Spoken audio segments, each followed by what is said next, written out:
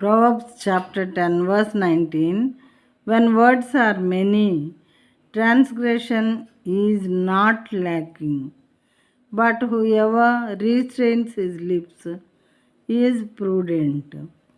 It means విస్తారమైన మాటలలో దోషముండక మానదు, తన పెదవులను మూసుకొనివాడు బుద్ధిమంతుడు.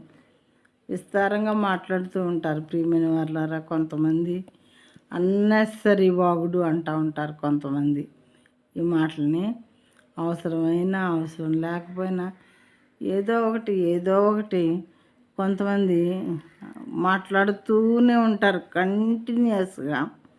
అయితే అందులో ఏ రకమైనటువంటి సబ్జెక్టు ఉండదు. అలా మాట్లాడే వాళ్ళని మరి అలా మాట్లాడుతూ ఉన్నప్పుడంట ఏదో ఒక దోషం వచ్చేస్తుందంట ఆ మాటల సందర్భంలో. ఆ మాటల్లో పడి ఎవరో ఒకళ్ళని దూషించడం, ఎవరి గురించి అయినా చెడ్డగా మాట్లాడటం, ఏదో ఒక పాపము చోటు చేసుకుంటుందట.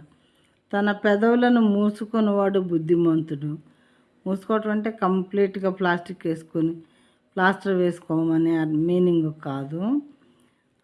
ఒక్క అవసరమైన విషయాలు మాత్రమే మాట్లాడి వేరే ఎవరిని దూషించకుండా పిచ్చి మాటలు మాట్లాడకుండా ఉండటం అనే మీనింగ్ అన్నమాట ఇక్కడ.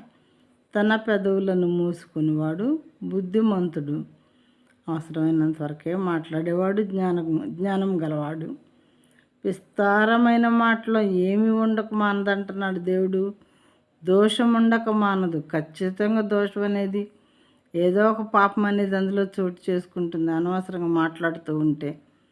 అందుకని తన పెదవులను మూసుకునేవాడు బుద్ధిమంతుడు. అవసరమైనంత వరకే మాట్లాడేవాడు జ్ఞానవంతుడిగా ఎంచబడతాడట. మరి మన మాటలు ఎలా ఉన్నాయి? Let us do self examination.